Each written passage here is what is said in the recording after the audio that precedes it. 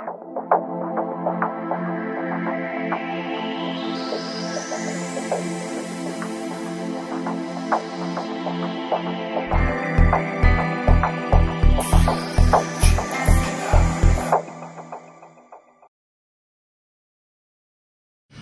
you, Eckhart. Thank you for giving me the opportunity to speak on such a distinguished plenary. But I'm going to talk about austerity in Europe and the German debt brake as a shining example. I think what I have to say fits very well with what Richard Koo referred to, because the policy ideas he had are exactly the opposite of what's actually happening in Europe, and I'm going to present this to you, and I'm going to refer to the special role that the German debt brake has been playing in this. Well, I know it's late in the conference and also in this session, so I'm going to present you an overview, and I'm going to start with some statements on the appalling state of the economic policy debate in Germany, so to say, as the intellectual precondition for the introduction of the debt brake. Perhaps you may wonder if it's absolutely necessary to say so, but this serves two purposes. The first purpose is that I really want you to know about these things. I've always wanted to present this to an international audience, because what was happening in Germany is quite incredible. The second is that perhaps this will keep you awake, because you can perhaps share my anger and indignation a little, and this will get you through the presentation. All right. The second thing is I just briefly present the basic features of the debt brake and how they contradict most economic theories. Actually, you don't have to refer to post-Keynesian theories. It's pretty much in opposition to what most economic theories would tell you. Then I turn to the so-called success of this debt brake, and will just briefly sketch and show to you that this success so far is only due to good luck, and also referring to the federal level, some manipulation by the government, but it's just good luck. And then the natural next step will be that in the absence of good luck, that's what's happening in the periphery in Europe, the austerity imposed by debt brakes will have devastating consequences for many European economies and also for the euro area as a whole. And my important point, or the important point I want to make, is that all of this is obvious also from a mainstream perspective. So there's really no way out of the responsibility. It's just it's obvious to see. And so referring to the theme of this last plenary, in my view, the sad state of economic policy is really that it does not even follow moderate mainstream proposals, or let alone post-Keynesian or whatever proposals. Okay, now this thing about the appalling state of the economic policy debate in Germany. I go back to the year 2005, where the German economy was in, well, had seen 5 years of stagnation, and where everybody was still thinking that Germany was the sick man of Europe. And something strange happened. In pre-election times, there were 250 German university professors of economics who signed an appeal to German politicians and certainly also to the electorate. And this appeal afterwards was massively promoted by an initiative sponsored by the Federation of German Employers Associations in the metal and electrical engineering industries. There were ads in all the leading German newspapers which referred to the Hamburg appeal as 250 professors, 10 theses, 1 opinion. So that was really a uniform thing. And I'll show you what these people were saying, and especially what they were saying about fiscal policy. Well, it's very solemn what they have to say, and they are very, very distinguished people. So what I just quote from the appeal. They start with the economic policy debate in Germany is increasingly being coined by conceptions that show an alarming lack of economic expertise. This is all the more reason for concern as Germany is in the midst of a deep structural crisis that calls for drastic and painful reforms. Precisely in pre-election times, the willingness to bring this fact home to citizens with the necessary clarity will be smaller. This is my translation, but I think it's accurate. So, very solemn. Then, as academic teachers of economics, we vividly caution against producing illusions, thereby undermining the acceptance of necessary reforms.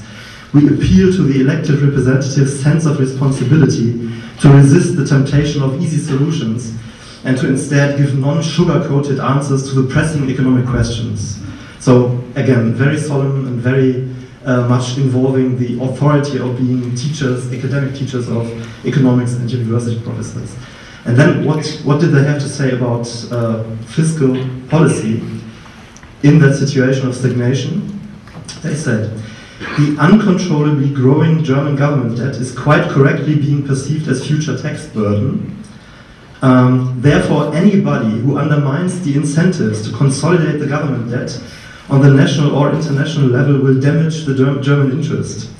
Any expansion of government debt will weaken domestic demand because structural imbalances will be reinforced instead of cured, so that citizens and firms will have to act with increased caution. The mass purchasing power argument against saving oneself to death in times of economic stagnation may be convenient, however it is wrong. So this is what they had to say about fiscal policy, 250 distinguished university professors. It goes on, therefore responsible fiscal policy must be strictly stability-oriented. The consolidation of government finances calls for far-reaching cuts in all areas of public spending. There can be no exception for the social security system. Anybody claiming anything to the contrary will not do justice to the economic challenges for Germany, or she will mislead citizens in a populist manner. So this is really what these people had to say about fiscal policy. Well then, of course, if you take this seriously, then the question arises, where did the 250 professors draw their uniform opinion from? What is the theory behind this appeal? And of course, there was this reference to future tax increases. It must, if there is any theoretical foundation, then it must have something to do with non-Keynesian effects. And the question then is, were those non-Keynesian effects that uncontroversial that you can really refer to them as that there is no other way for the economy to react after fiscal stimulus? And, well, I don't have to say much about this. Of course, it's obvious that this was not uncontroversial. If you look at even the mainstream textbooks at the time, then those non-Keynesian effect story is mentioned as a, well, not very probable possibility. There are many counter-arguments, but certainly it's not the dominating or dominant position. So that's certainly not what the textbook said. And then what about if 250 distinguished professors say so? Well, then there must be some empirical evidence for Germany, at least, that it's true what they're saying. And if you look at the studies, at the time there were at least three, one by Leifert and others. Then the Sachverständigenrat, that's the Council of Economic Experts, had something to say. And then there was a study in Kredit and Kapital. I'm not sure whether it was really published at the time. I think it must have been published at the time. And all of them mention the possibility of non-Keynesian effects, but they come to the conclusion that in the short run, Keynesian effects dominate in Germany. So what professors were doing is they were giving advice that was plainly in contradiction to textbook knowledge and to the relevant empirical studies. Well, I can only speculate about their motivation, but certainly it's really an academic scandal that they refer to themselves as academic teachers of economics in this context. Well, that's the anger section of my of my talk. Well,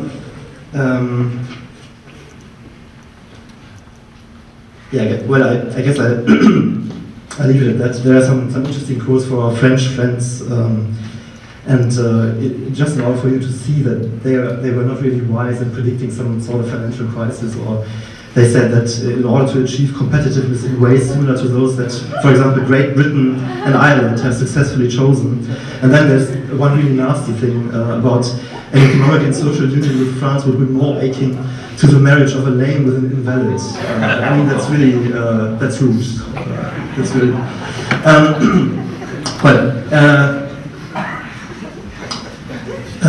yes, and the one thing I would like to mention, you remember the day before yesterday, we had this very cultivated, friendly, sympathetic, open-minded, tolerant president of the Verein für Sozialpolitik, which was Michael Burda. And just one thing I would like to tell you is that, or perhaps ask you, guess what he did back in 2005. He signed this wonderful paper. Okay, so that's the anger section, but I think you ought to know, and perhaps you can better, you'll have some ideas about what he really thinks. Okay, so now I turn to the basic features of the debt brake and how they contradict most economic theories. Basically, the debt brake was introduced in summer 2009 by the Grand Coalition government. It's basically composed of two components. First, the structural component. It says that the federal, well, it's basically a balanced budget rule for the cyclically adjusted deficit.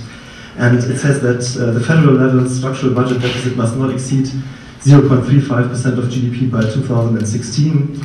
The federal states or lender, their structural deficit must be zero by 2020, and there should be a piecemeal reduction to target values during the transition period.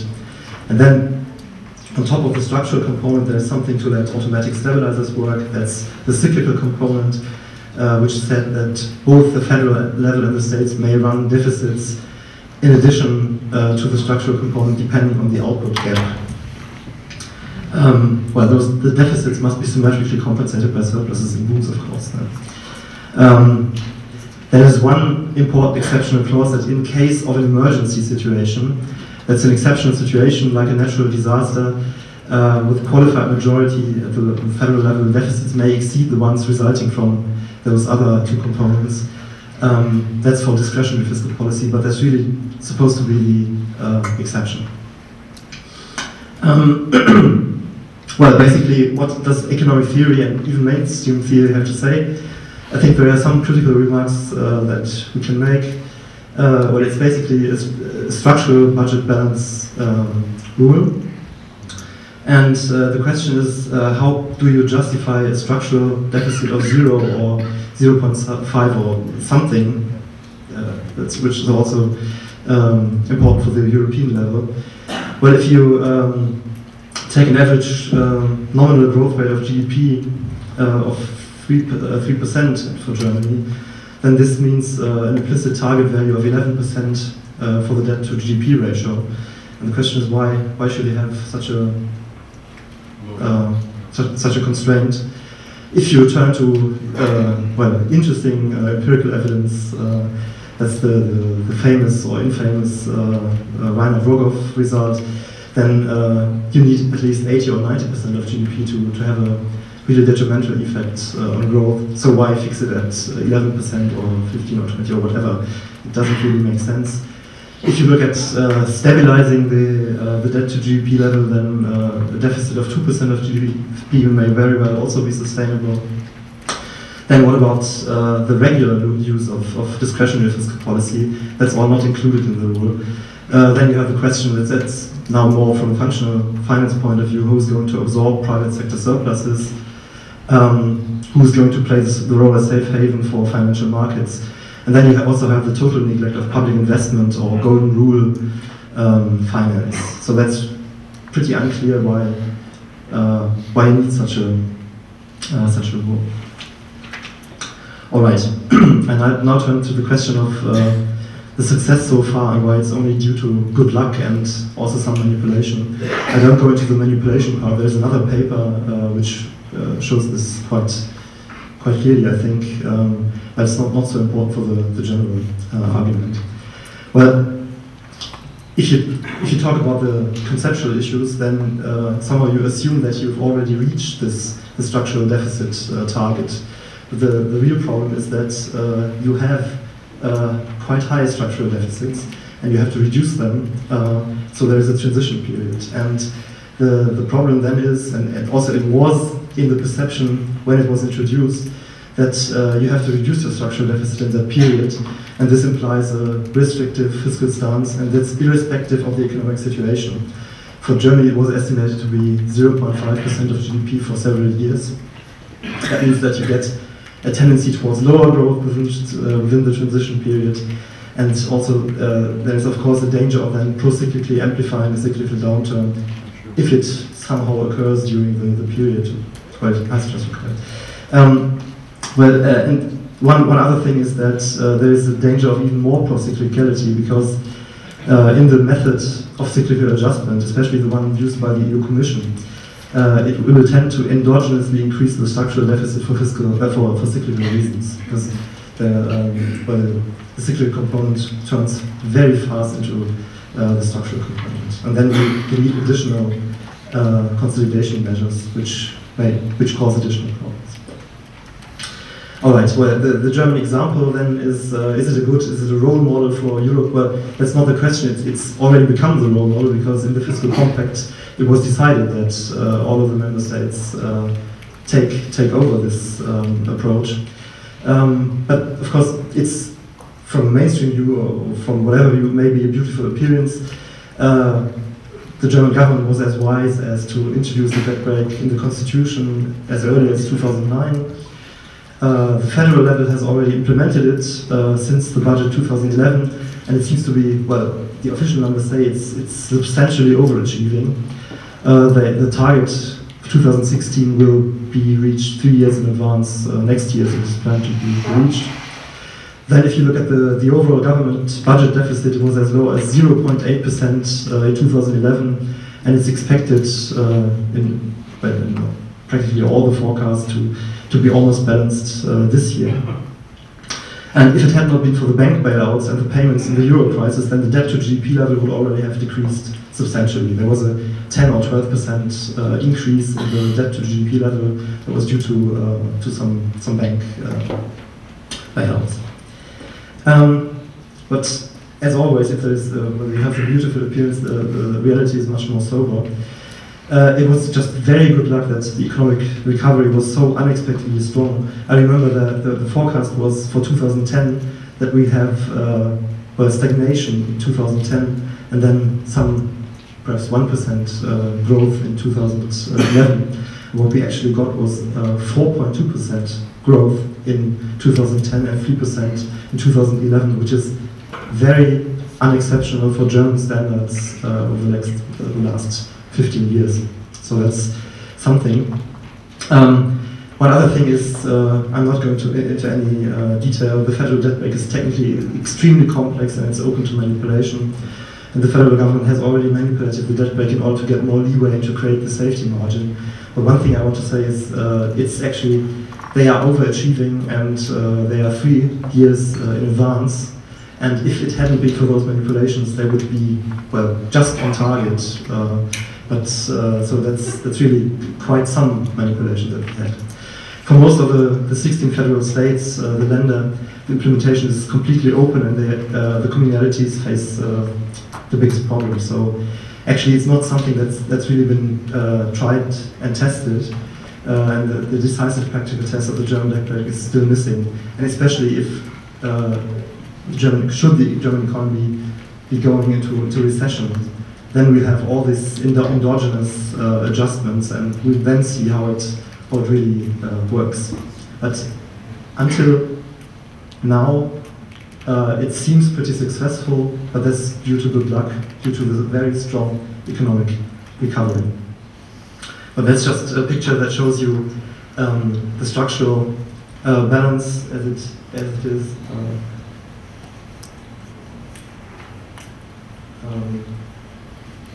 Does that work? The structural balance, the output gap, and the financial balance.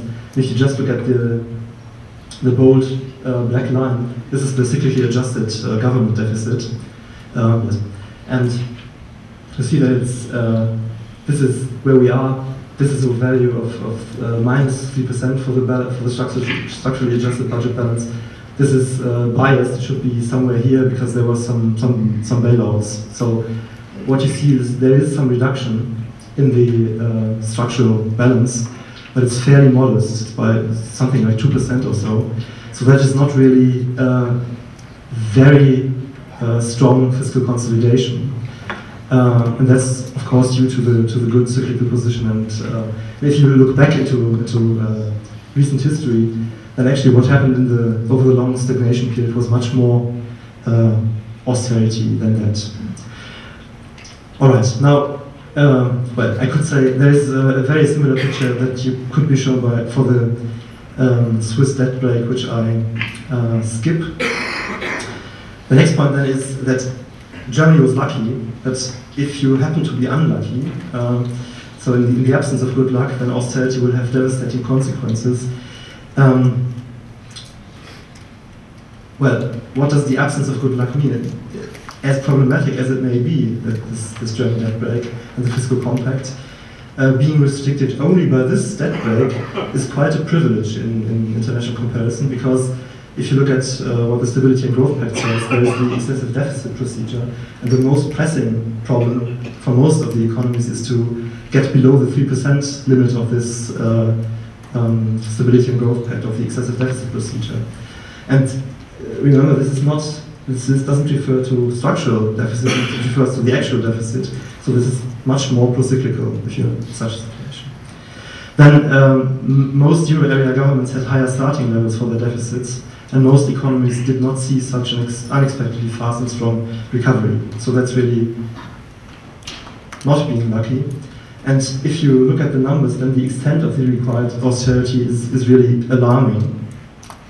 This again is the rather smooth German picture.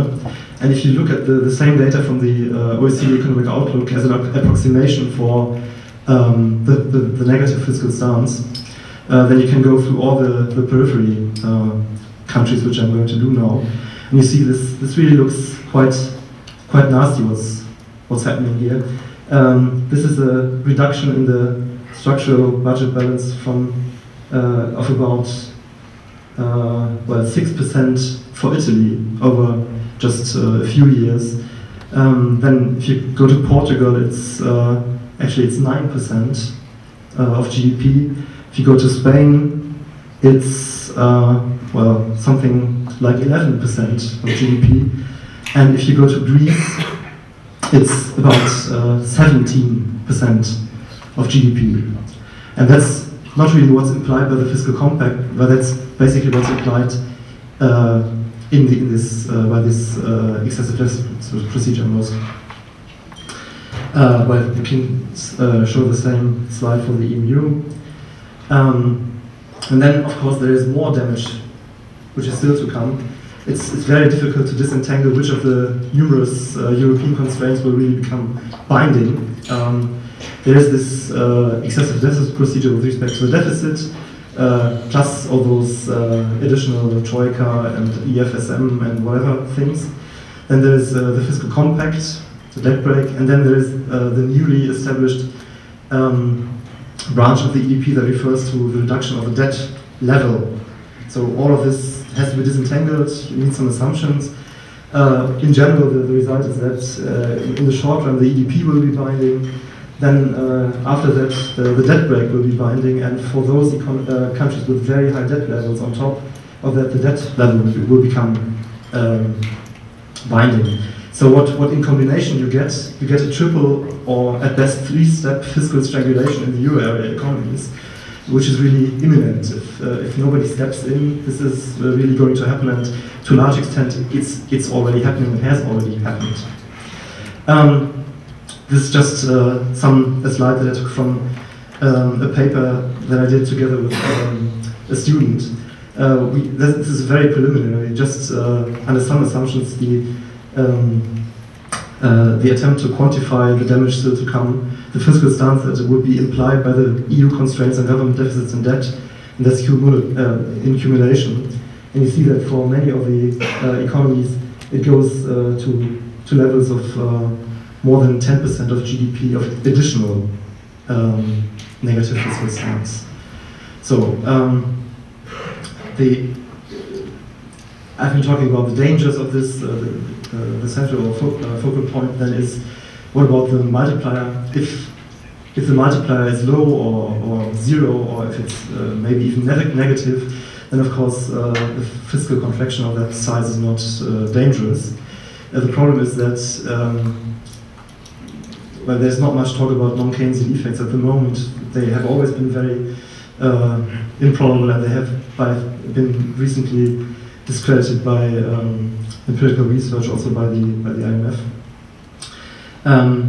And well, we have simultaneous austerity in many countries. We are in a downswing, recession, depression.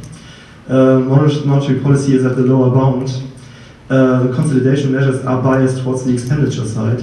So, I mean, what do the effects would the multiplier be? I think it's pretty obvious from a review of the literature that, and recent studies, that the multiplier is bound to be large. So you can multiply the fiscal stance by some quite high multiplier. I think it's probable to say that it's above 1, perhaps it's larger than 1.5. So that's really, that gives you the picture of what it really means, what's being practiced.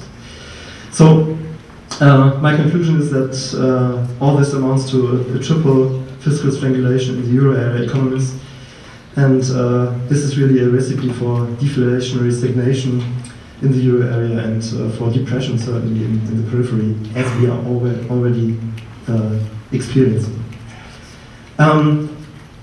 Well, then to come to my conclusion, or to what I was wanting to say, that all of this is pretty obvious even from a mainstream perspective. And just to give you the overall conclusion again, well, we have if nobody steps in, if nothing else happens, then we'll see a fiscal strangulation in the euro area economies. That's a recipe for deflationary stagnation in EMU and depression in the periphery. This is pretty obvious from a mainstream perspective. And from a political point of view, this really means that there is no excuse for the economic and social consequences of this policy. And this again then is, for me, testifies for the very sad state of economic policy that we are in. Thank you very much.